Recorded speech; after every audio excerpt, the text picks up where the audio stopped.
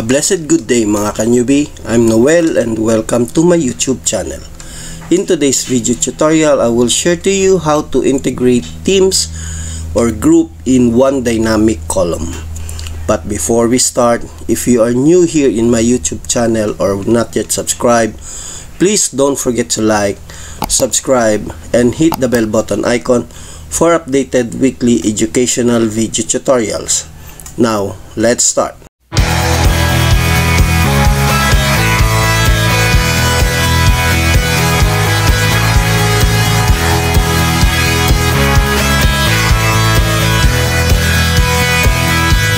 Okay, so let's open our Microsoft Excel, and in this presentation nakapag-ready na ako ng tables natin. So we have here a group 1, group 2, group 3, and group 4, no? So this is the teams na mayroon tayo, and later on we will groups all of them in one, no? Kokolektahin natin yung data.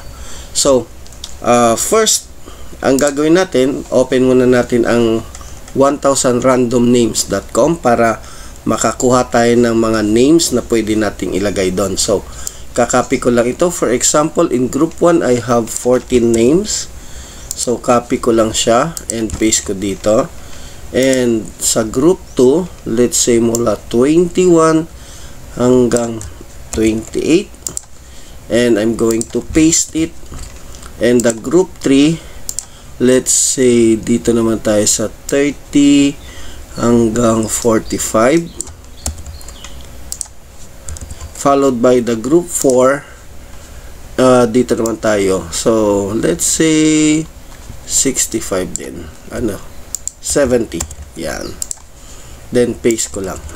Okay, now i-highlight ko lang siya and ibo-bold lang natin para makita nyo, and resize ko lang sa 10. Okay, so I have here a group, different group names, okay, with different names, no? So pwede natin tong gamitin per sections nyo kung kokolektahin nyo lahat ng data.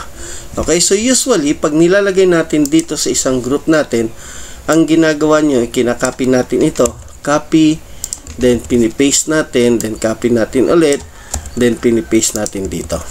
Tama? Then hanggang sa makuha natin lahat at sunod-sunod na siya.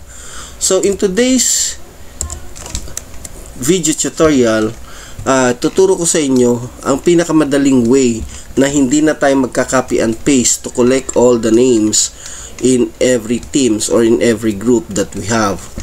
Now, all we have to do is dito sa all groups, itatype lang natin ang commands na equal sign, to call, yan yung commands, TOCOL, then open parentheses, then highlight nyo lang lahat ng names dito sa group na mayroon tayo or sa teams na mayroon.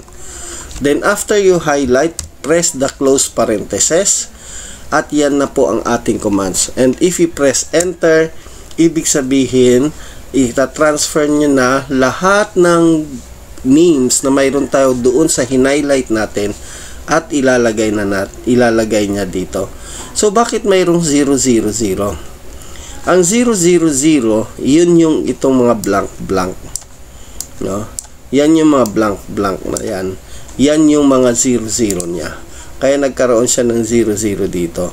Ganun lang po siya kadali kung paano siya ita-transfer lahat ng data nyo in different groups or teams into one group.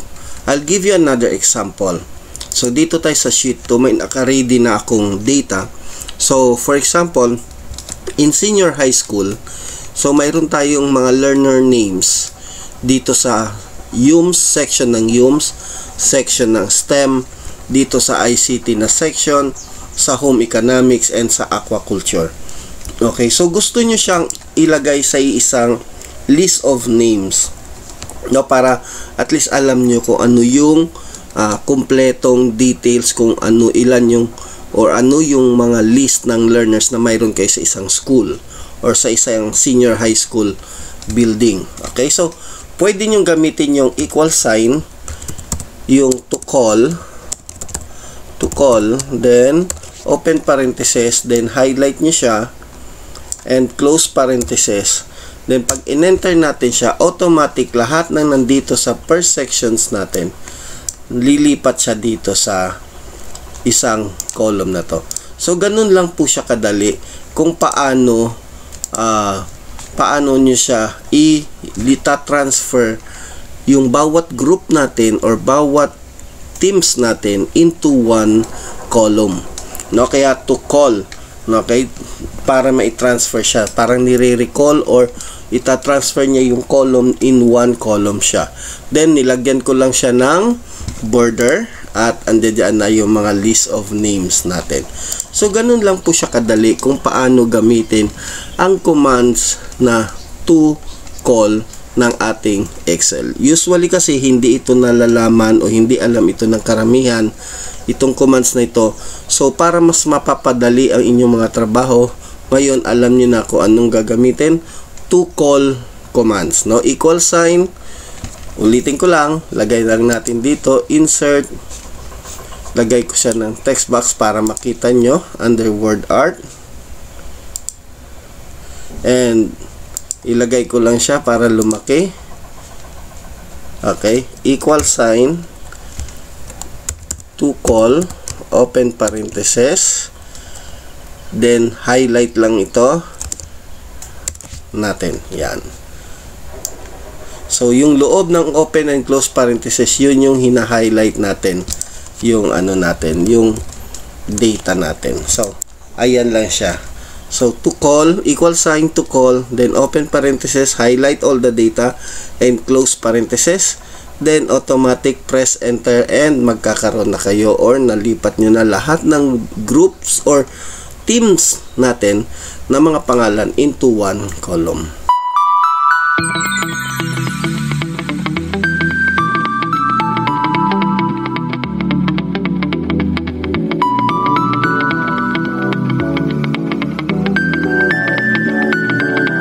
That's it mga ka-newbie.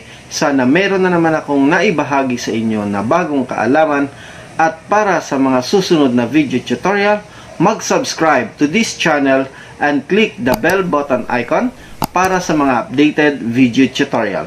If you have any comment, suggestion, don't hesitate to comment below. See you mga ka-newbie. Hanggang sa muli. God bless and stay safe.